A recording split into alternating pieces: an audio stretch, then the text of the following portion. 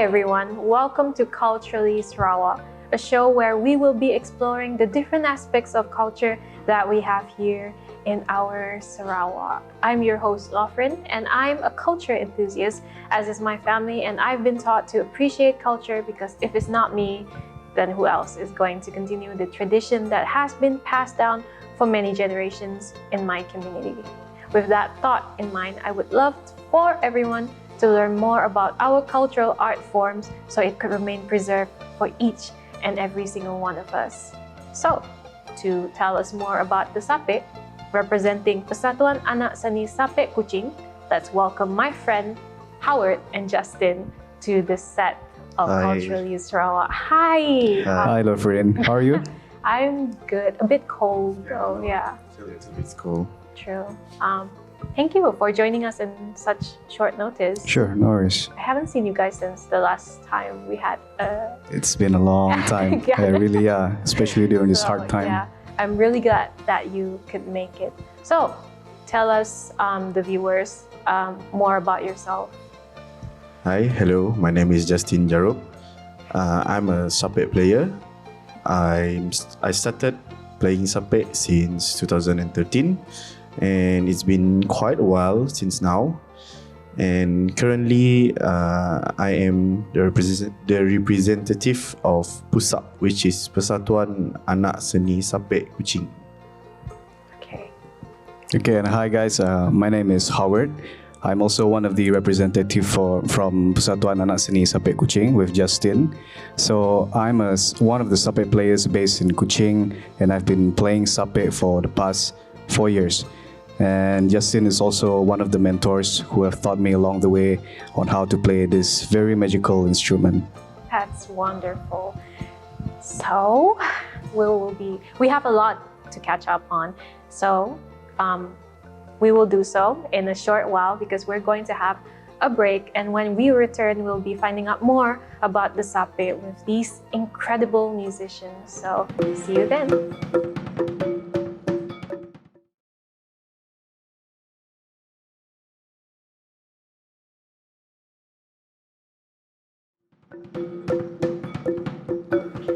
And you're back with me, Lofrin, on Culturally Sarawak with members of Persatuan Anak Seni Sape Kuching, also known as Pusak, right?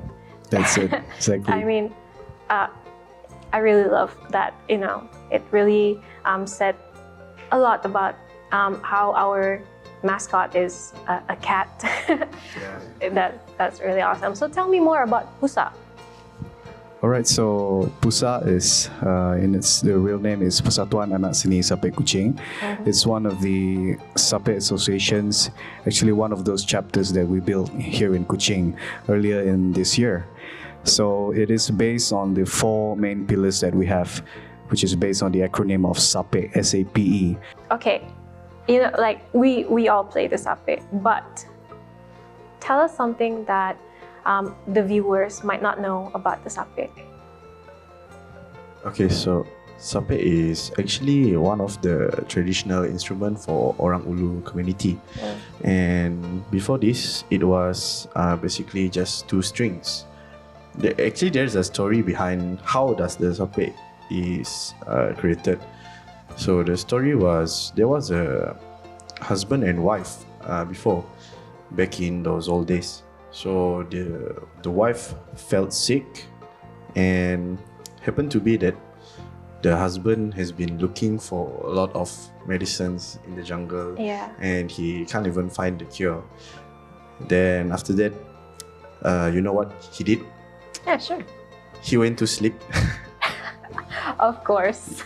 Okay, because he felt this disappointment in himself, and while he was sleeping, actually he caught a dream, whereas there is one abbreviation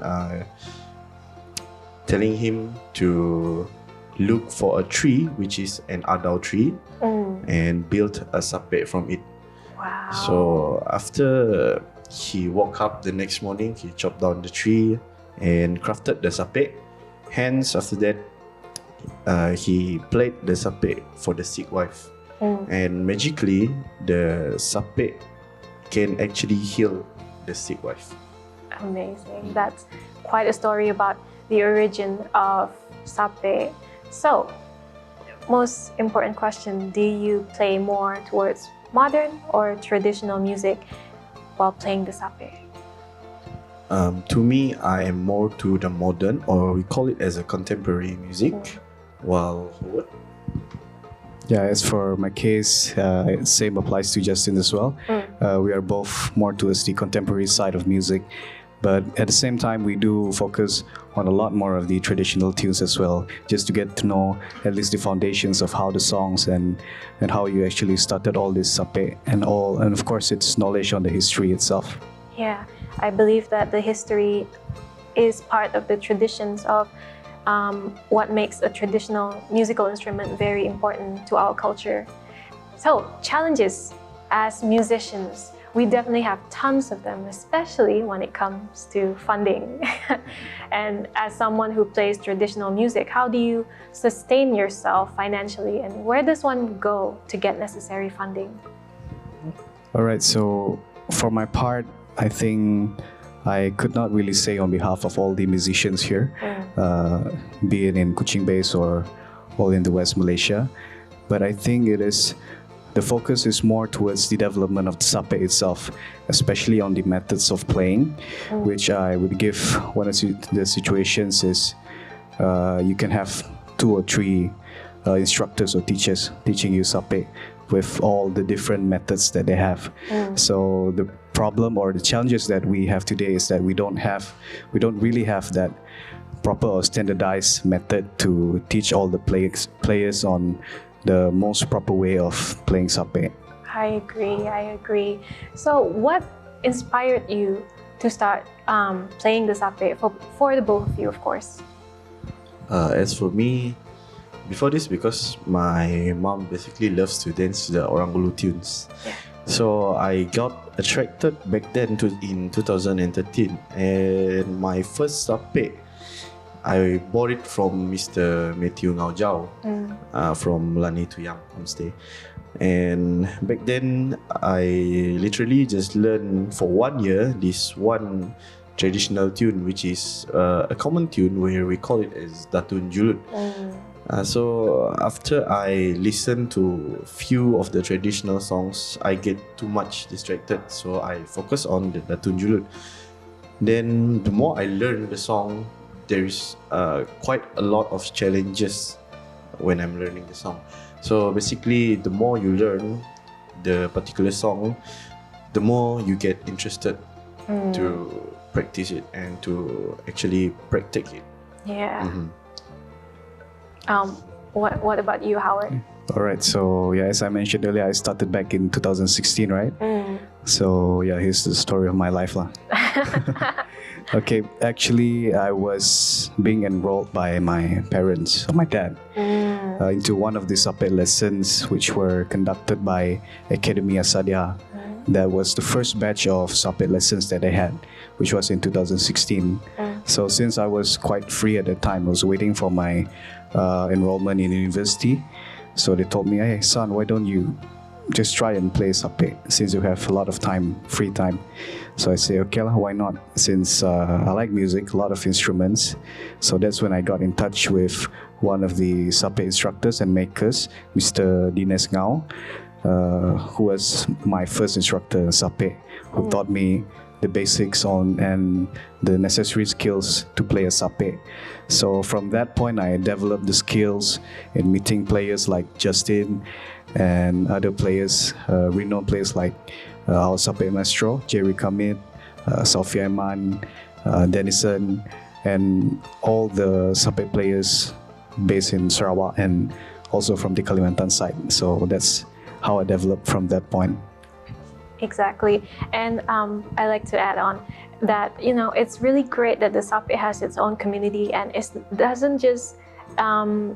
not just Sarawakians, but it's also West Malaysians and also Kalimantan as well, together as a community of Sape player. So, besides by funding, what are some of the difficulties that you face as Sape players? What do you think? All right, maybe I will touch on the aspect of production of Sape itself. In terms of manufacturing, I think Sape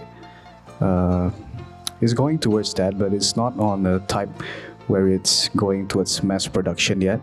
Whereby, like I said, it applies the same with Sape methods, whereby the Sape, they have their own measurements or their standard sizes, which differs according to the makers, and it sounds differently based on one person to another, and that will be quite difficult unless we came up with a consensus whereby all the Sape makers, they agree like to form a standard size for a Sape, which I think is pretty hard because it depends on the players and the Sape makers, their own preferences, which is something to ponder on the long run.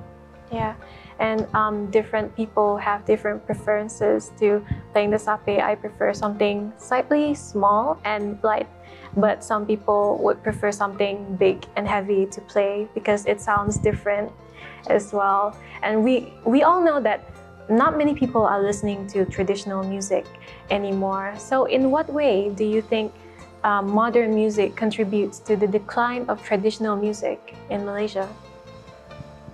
All right, from my own point of view, I think, of course, the modern musical instruments, they did in some ways affected the development of the traditional Sape.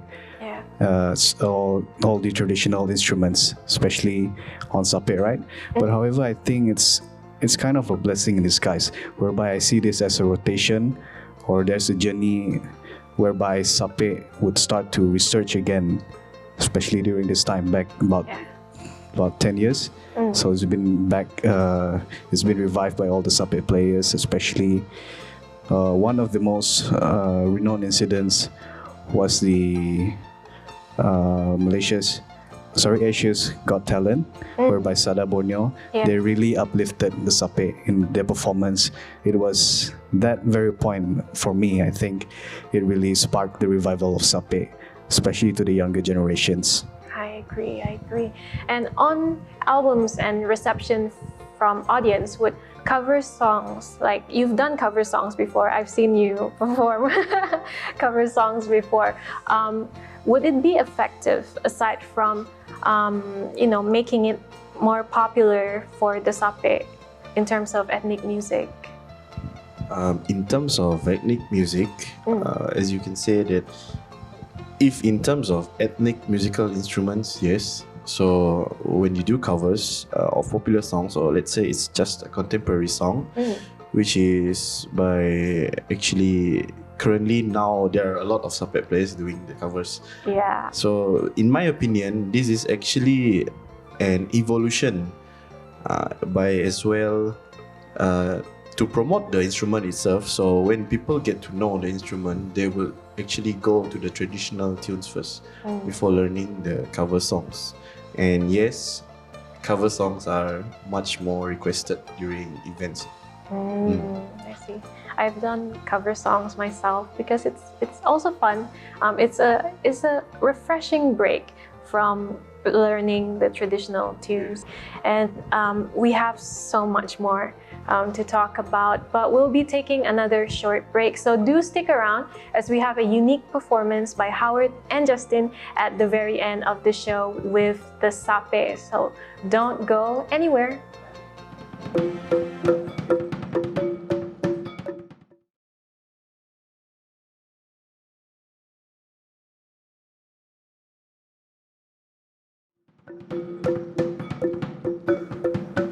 You are back on our show Culturally Sarawak with me, Lofrin, and members of Pusak to discuss more on the Sape. So, what do you like about the Sape? Howard, that is yours, right? And then Justin, this is yours. Oh, what do you like most about the Sape?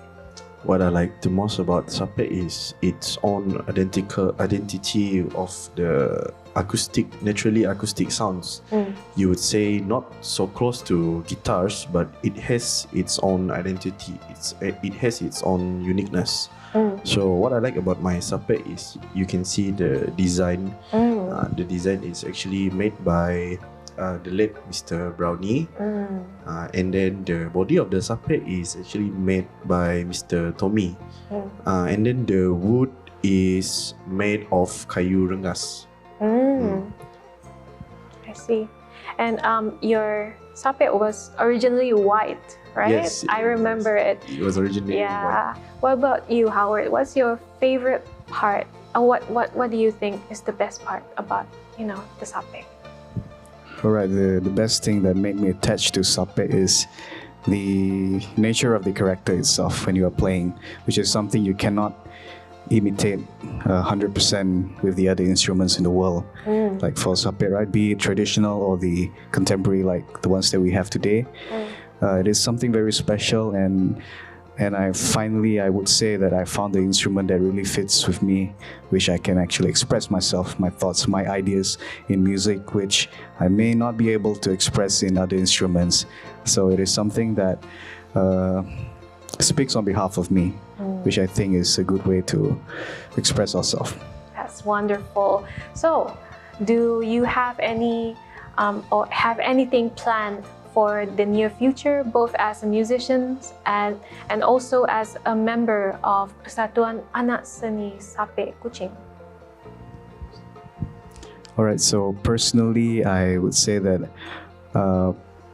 I'm with a band, one of the Kuching-based band here, and it is Sape-driven band, which is Sape as the main leading instrument in the band. So we are actually working on some new tunes and new songs for the upcoming years, just to keep the spirit alive and make music to live as long as it is possible in that way, especially during this very hard time that we are facing. And to speak on behalf of the association, Pusak, I think we are planning ahead on the events of what to do for the next couple of years. So for the existing ones, we are currently developing methods or online-based learning tools which we could help our members or the general public on how to learn the sape and express more knowledge on what you have to know about the sape in general. Yeah, that's it. Do you have anything to add, Justin? As for me, I hope to see that Sape will expand to the whole world, so everyone can reach it throughout the YouTube videos that we are going to produce in the future. So more YouTube videos then. Yes, more YouTube That's tutorials. really cool. So how would fans find you on social media? We have our own Facebook page, which is Pusak. Meow.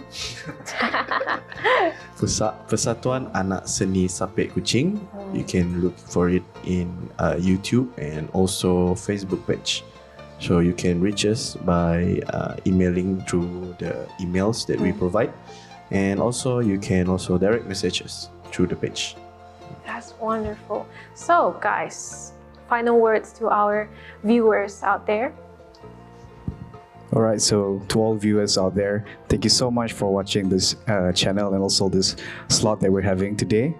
And I would like to express myself in telling that let's continue to contribute to arts and music in whatever form there is, and to actually help us during this very strange time that we're facing. And please stay safe wherever you are, and whatever you do, let's hope and pray for the best. That's awesome, and that's very inspiring, and I'm really thankful for the opportunity to catch up with two of my friends who are also Sape players, and PS, I'm also a member of Pusak.